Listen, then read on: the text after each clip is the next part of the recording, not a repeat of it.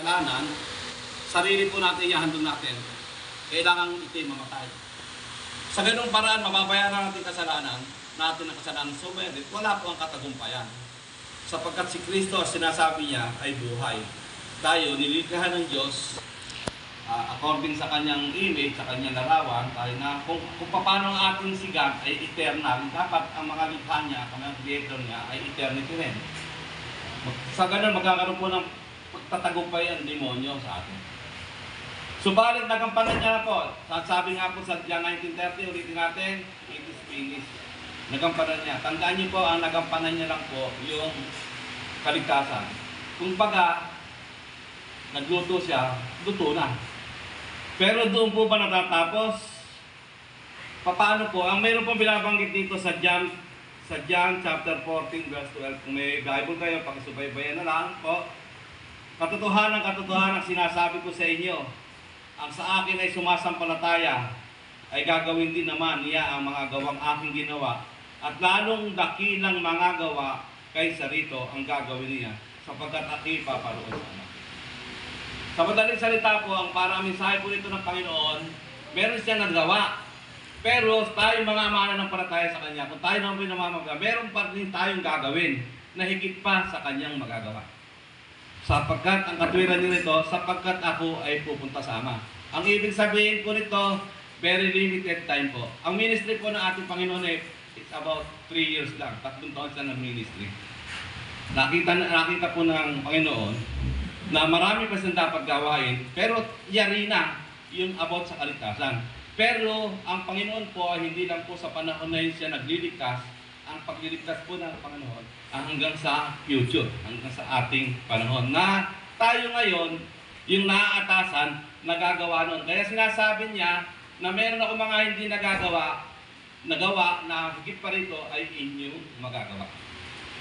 Hindi po ba? O ngayon. Kaya po ito po in relation po dun sa ating topic nung nakaraan, naalala ko pa nung last message ko dito, ang topic ay about true servant of God. Ngayon, parang makikita po natin ito sa ano po ang pinagbili ng Panginoon sa atin nung sa huling yugto po ng kanyang pananahan dito sa lupa after 40 days. Nakalagay po doon sa Biblia, after 40 days siya. After kasi namatay siya, 3 araw, 3 gabi, nabuhay na maguli, napakita sa mga apostol, na natili pa siya sa lupa. Nagturo pa siya hanggang sa kailaliman, nangaral pa siya, tapos nagbilin siya. Ngayon, dito po natin makikita yung tunay na sugo ng Diyos, yung true servant of God. Yung kahuli-huling part po ng kanyang mensahe po doon sa, mababasa po natin doon sa Mateo chapter 28 verse 19, patuloy. Ang sabi po rito, nung sinabi nakapagturo na sa mga tao, buot pa nang naturo po siya, nagtuturo na siya ng edad niya 30, na hindi pa siya napapako sa krus. Then pagkatapos po nang namatay siya ulit, nagturo pa rin siya at nagbilin. Nang aakit na po siya sa langit, ang sinabi niya po sa kanyang mga alagad, ito po makikita niyo po sa chapter 28 verse 19 ng Mateo.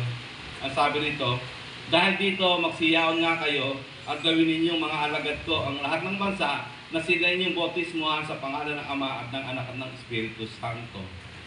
Yan po ang pinagbili niya sa mga alagad na iniwanan niya doon sa pinagkakatipon sila doon sa isang lugar na yon. Pinagbili na niya na magsiyaon. Ang ibig sabihin magsiyaon, gumana tayo. Go ye therefore and preach the gospel to all nations and teach them, sabi. And baptize them in the name of the Father, the Son, and the Holy Spirit. Narito, sabi po sa 20, ituro niyo sa kanila na kanilang ganapin ang lahat ng bagay na iniutos ko sa inyo, at narito ako'y sumasa inyong palagi hanggang sa katapusan ng sanglibutan. Amen. Salamat po sa pagkakabasa na yan. Yan po ngayon ang ating naging task o ating mga commission. Ang ating pong tungkulin, yan po ay hindi lang po siya isang utos. Ibig sabihin po, ito kinukuman ka. Parang obligatory. Obligatory ito eh, hindi po itong utos eh. Parang dapat, pag isa kang Kristiyano at mananampalataya, instinct na po ito, instant na, nagaganapin ito.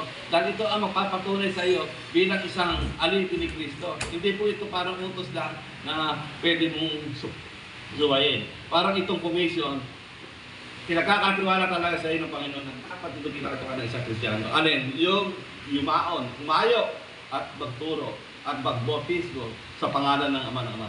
Sabi naman niya rito sa bandang huli, ang maganda, na ganapin, sumasayin niyo akong palagi hanggang sa katapusan ng sanlibutan. So, meron po tayong katibayan at nakapagpapatibay po sa atin doon. Whether tayo bobo o makmang, sabi, kahit tayo walang alam, sapagkat kasama natin siya. Sabi nga po niya sa kanyang mga alagad, kung mababasa niyo po din sa Lucas chapter 21 verse 13, huwag kayong matakot, huwag kayong mangamba kung ano ang sasagot niyo, kung kayo tinatanong tungkol sa pag-asa sa inyo. Sabi kanya. Sapagkat sa oras na yon, bibigyan ko kayo ng bibig at karunungan na hindi kayang matutunan minuman. Siya lang po ay kasama natin, wala po tayong ikatakot. Basta't ang pinag-uusapan po natin dito, pagkatapos po ng Panginoon ang magawa niya na po yung kaligtasan, meron po tayong katungkulan, yung task na binibigay sa atin, na tayo po ay kakasakampanin ng Diyos upang abutin naman yung mga hindi niya naabot. Yun ang ibig sabihin po na magagawa natin na hindi niya nagawa because very limited po ang kanyang time. Amen. Okay.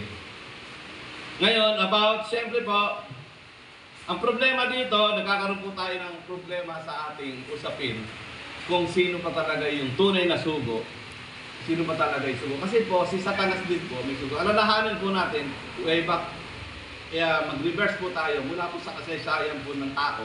Mula po sa kasaysayan ng tao, maaalala po natin na talaga si Satanas na ando na. Si Satanas po yung tinatawag po matandang ahas.